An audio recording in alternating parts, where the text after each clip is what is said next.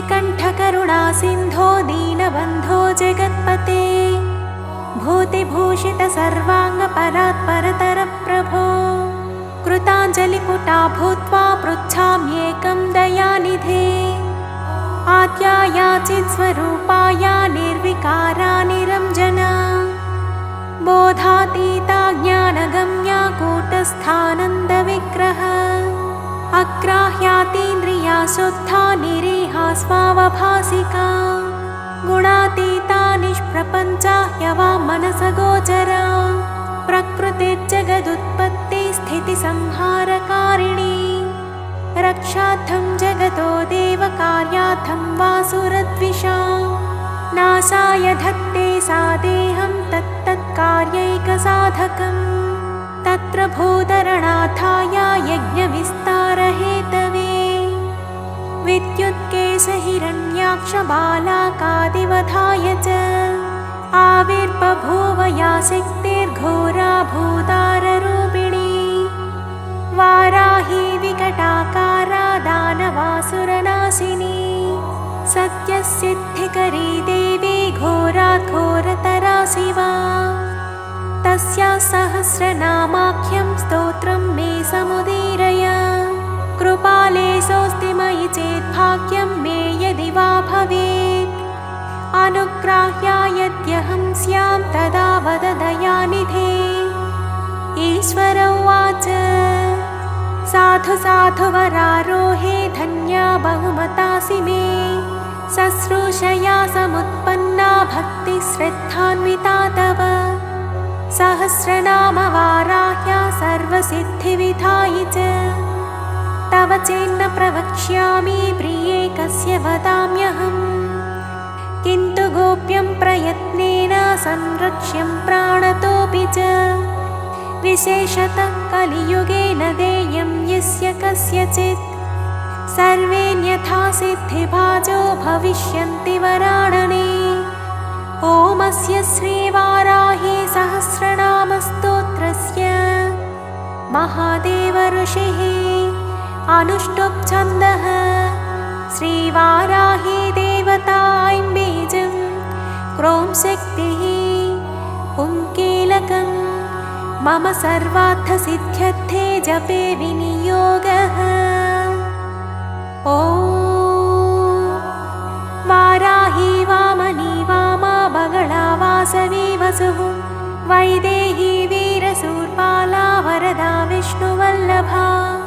वन्दिता वसुधा वस्या व्याक्तास्या वञ्चिनी बला वसुन्धरा वीतिहोत्रा वीतरागा विहायसी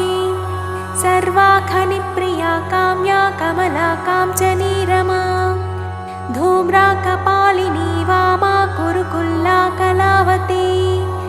यां याज्ञेयी धरा धन्या धर्मिणी ध्यानिनी ध्रुवा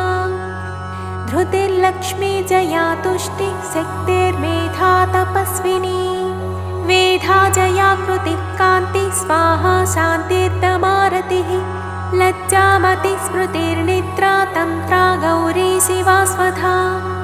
चण्डी दुर्गा भया भीमा भाषा भामा भयानका भूदारा भयः भीरुर्भैरवी भङ्गरा भटी घुर्घुरा घोषणा घोरा घोषिणी घोणसंयुता घना घना घर्करा च घोणयुक्ता घणासिनी पूर्वाग्नेये यातु याम्या वायव्युत्तरवारुणी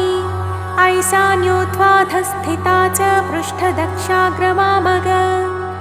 हृन्नाभिब्रह्मरन्ध्रार्कस्वर्गपातालभूमिग ऐं श्री ह्रीं क्लीं तीर्थगतिः प्रीतिर्दीर्घैः कलाव्यया रुक्यजुस्सामरूपा च परा प्रोतिण्युदुम्बरा गदासि शक्तिचापेषु शूलचक्रश्रिधारिणी जरति युवती बाला चतुरङ्गबलोत्कटा सत्याक्षरा निधिर्नेत्री धात्री पौत्री परापटुः क्षेत्रज्ञा कम्पिनी ज्येष्ठा दुराधर्षा धुरन्धरा मालिनी मानिनी माता माननीया मनस्विनी मदोत्कटा मन्युकरी मनुरूपा मनोजवा मेदस्विनी नृत्यरता मधुपा मङ्गलामरा माया मातामयहरी मृणाली महिलामृतिः महादेवी मोहहरी मञ्जुर्मृत्युञ्जयामला मांसला मानवा मूला महारात्रिर्मदालसा मृगां कामेन कामान्या महिषग्निमदन्तिका मोचा मोहं वृषा मोघा मदं मृत्युमलापहा सिंहक्षमहिषव्याघ्रं मृगक्रोडाननाधुनी धरिणी धारिणी धेनुर्धरित्री धावनी धवा धर्मध्वना ध्यानपरा धनधान्यधरा प्रदा पापदोषरिपुव्याधिनाशिनी सिद्धिदायिनी कलाकाष्ठा क्षमा पक्षा हस्त्रुटिस्वासरूपिणी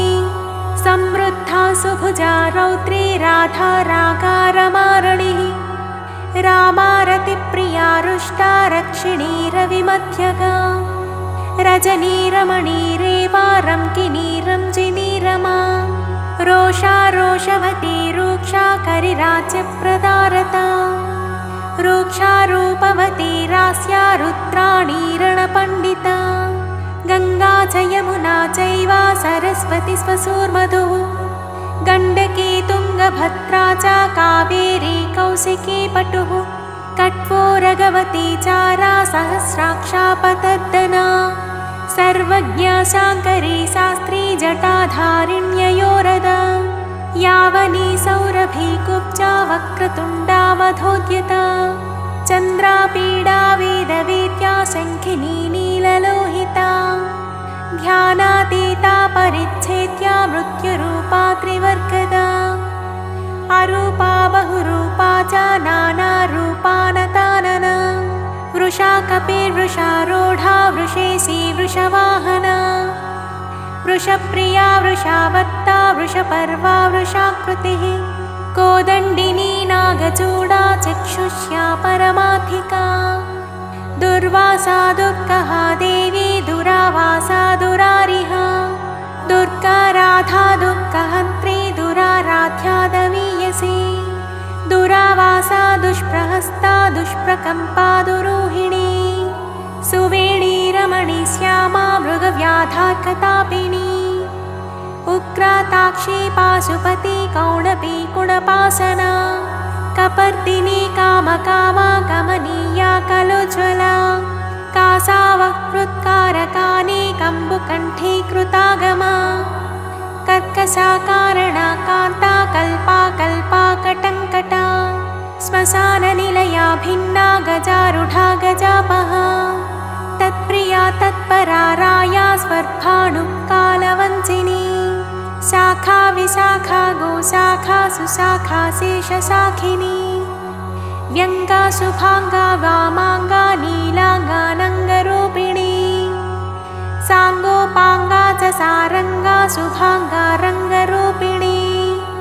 भद्रा सुभद्रा भद्राक्षी सिंहिका विनतादितिः हृत्यावत्या सुपद्या च गद्यपद्यप्रिया प्रसूः चच्चिका भोगवत्यम्बा सारसी सबरी नटी योगिनी पुष्कलानन्ता परा साङ्ख्या सची सती निम्नगा निम्ननाभिश्च सहिष्णुजाकृतिलिपिः दमयन्ती दमीदण्डो दण्डिनी दारदायिका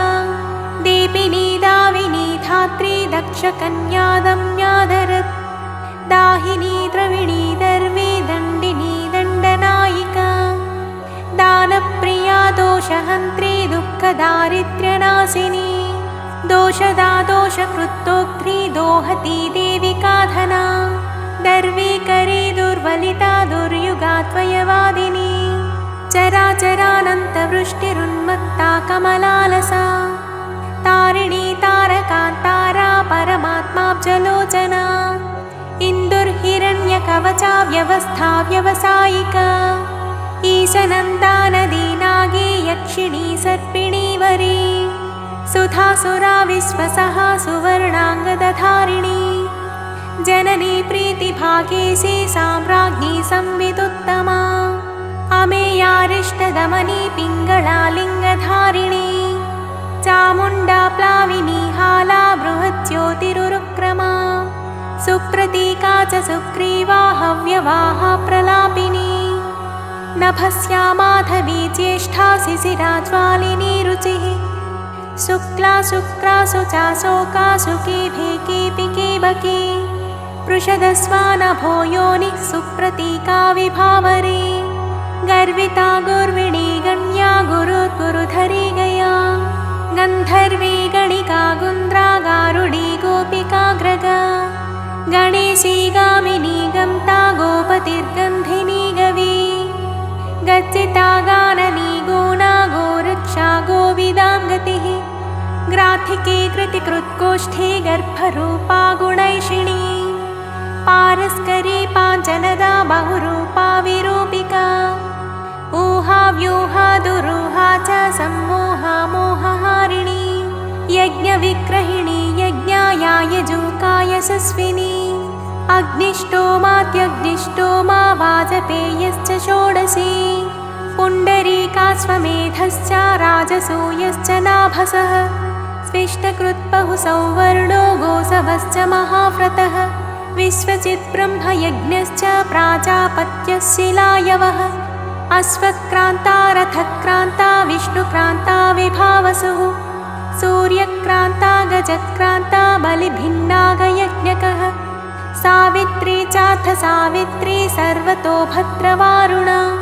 आदित्यामय गोदोह गवामय मृगामया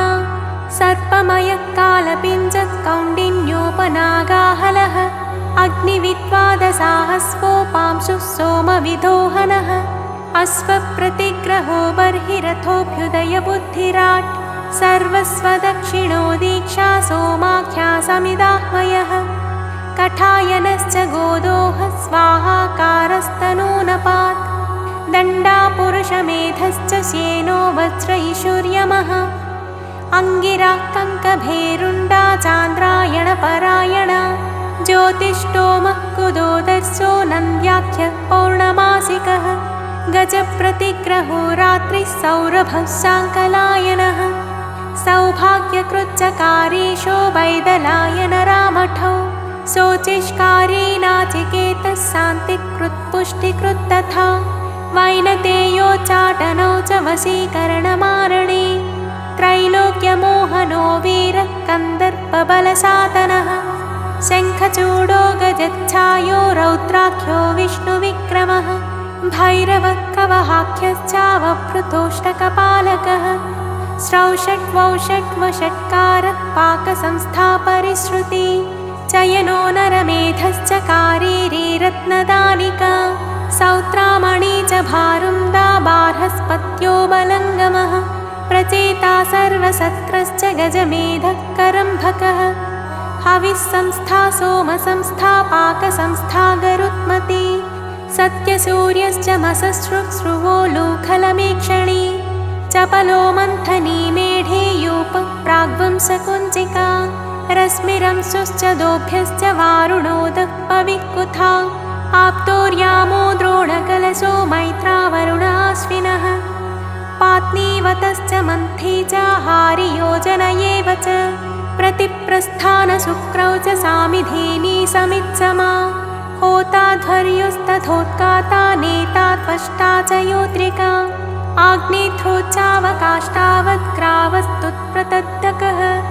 सुब्रह्मण्यो ब्राह्मणश्च मैत्रावरुणवारुणौ प्रस्तोता प्रतिप्रस्थाता यजमानो ध्रुवन्त्रिका आमिक्षा पृषदाज्यं च हव्यं कव्यं च रुक्पयः जुहुद्घ्रावोपभृद्ब्रह्मा त्रयी त्रेतातरस्विनी पुरोडासः पशुकर्षः प्रोक्षणी ब्रह्मयज्ञिनी अग्निजिह्वादर्परोमा ब्रह्मशीर्षा महोदरी अमृतप्राशिका नारायणी नज्ञादिगम्बरा ओङ्कारिणी चतुर्वेदरूपा श्रुतिरनुल्बना अष्टादशभुजारम्भा सत्या गगनचारिणी भीमवक्त्रा महावक्त्रा कीर्तिरा कृष्णपिङ्गळा कृष्णमूर्धा महामूर्धा घोरमूर्धा भयानना घोरानना घोरजिह्वा घोररावा महाव्रता दीप्तास्या दीप्ता दुर्लभे सौलभे वेचे छाया सन्ध्या च मांसला कृष्णा कृष्णाम्बरा कृष्णशाङ्गिनी कृष्णवल्लभा त्रासिनी मोहिनी द्वेष्या मृत्युरूपा भयापहा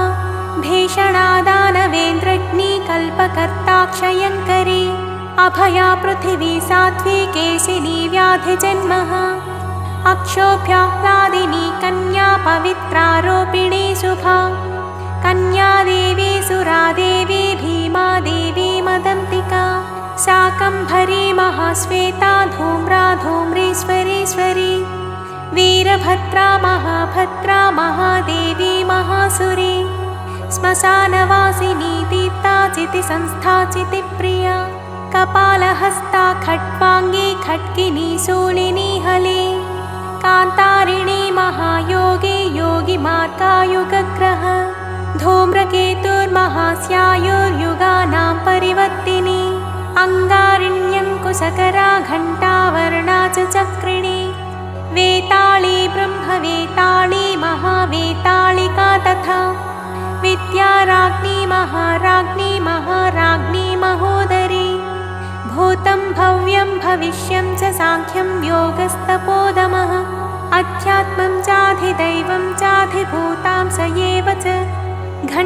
घण्टारवाविरूपाक्षी शिखिविश्रीचयप्रिया खड्गशूलगदाहस्ता महिषासुरमर्दिनी मातङ्गी मत्तमातङ्गी कौशिकी ब्रह्मवादिनी उग्रतेजा सिद्धसेना जृम्भिणी मोहिनी तथा जया च विजया चैव विनता कर्तृरेव च धात्री विधात्री विक्रान्ता ध्वस्ता मोक्षा च मोचनी दमनी धर्मिणी दम्या छेदिनी तापिनी तपी बन्धिनी बाधिनी बन्धा बोधातीता बुधप्रिया हरिणी हारिणी हन्त्री धरिणी धारिणी धरा विसाधिनी साधिनी च सन्ध्या संगोपनी प्रिया रेवती कालकर्णी च सिद्धिर्लक्ष्मीररुन्धती धर्मप्रिया धर्मरति धर्मिष्ठा धर्मचारिणी व्युष्टिख्याति सिनीवाली कुहूऋतुमती मृतिः त्वाष्ट्री वैरोचनी मैत्री नीरजा कैटभेश्वरी भ्रमणी भ्रामणी भ्रामा भ्रमरी भ्रामरी भ्रमा निष्कला कलहानीता कौलाकारा कळेवरा विद्युज्जिह्वावर्षिणी च हिरण्याक्षनिपातिनी जितकामा कामृगया कोला कल्पाङ्गिनी कला प्रधाना तारका तारा हितात्मा हितभेदिनी दुरक्षरा परब्रह्म महादाना महावहा वारुणी व्यरुणी वाणी वीणा वेणी विहङ्गमा मोदप्रिया मोदकिनी प्लवनी प्लाविनी प्लुतिः अजरा लोहिता लाक्षा प्रतप्ता विश्वभोजिनी मनोबुद्धिरहङ्कार क्षेत्रज्ञा क्षेत्रपालिका चतुर्वेदा चतुर्भारा चतुरन्ता चरुप्रिया चर्विणी चोरिणी चारी शाङ्करी चर्मभैरवी निर्लेपा निष्प्रपञ्चा च प्रशान्ता नित्यविग्रह स्तव्यास्तवप्रिया व्याळा गुरुराश्रितवत्सला निष्कलङ्का निरालम्बा निद्वन्द्वा निष्परिग्रह निर्गुणा निर्मला नित्या निरीहा निरघानवा निरिन्द्रिया निराभासा निर्मोहा नीतिनायिका निरिन्धना निष्कला च लीलाकारा निरामया मुण्डा विरूपा विकृता पिङ्गळाक्षी गुणोत्तरा पद्मगर्भा महागर्भा विश्वगर्भा विलक्षणा परमात्मा परेशानी परापारा परन्तपा संसारसेतुक्रूराक्षी मूर्छा मुक्ता मनुप्रिया विस्मया दुर्जया दक्षा दनुहन्त्री दयालया परब्रह्मानन्दरूपा सर्वसिद्धिविधायिनी एवमुड्डामरातन्त्रान्मयोद्धृत्य प्रकाशितम् गोपनीयं प्रयत्नेन नाख्येयं यस्य कस्यचित् यदिच्छसि द्रुतं सिद्धिमैश्वर्यं चिरजीविताम् आरोग्यं नृपसम्मानं दानान्यस्य तु कीर्तयेत् नाम्नां सहस्रं वाराह्या मया ते समुदीरितं यत्पठेत् शृणुयाद्वापि सर्वपापैः प्रमुच्यते अश्वमेधसहस्रस्य वाजपेयशतस्य च पुण्डरीकायुतस्यापि फलं पाठात् प्रजायते पठतु सर्वभावेन सर्वास्युः सिद्धयः करे जायते महदैश्वर्यं सर्वेषां दयितो भवेत् घनसारायते वह्निरगाधोऽग्निः कणायते सिद्धयश्च तृणायं ते विषमप्यमृतायते हरायं ते महासर्पाः सिंहक्रीडा मृगायते दासायं ते महीपाला जगन्मित्रायतेऽखिलम् तस्मान्नाम्नां सहस्रेण स्तुता सा जगदम्बिका प्रयच्छत्यखिलान् कामान् देहान् ते परमां गतिम् इति उड्डामरतन्त्रे श्री आदिवाराहे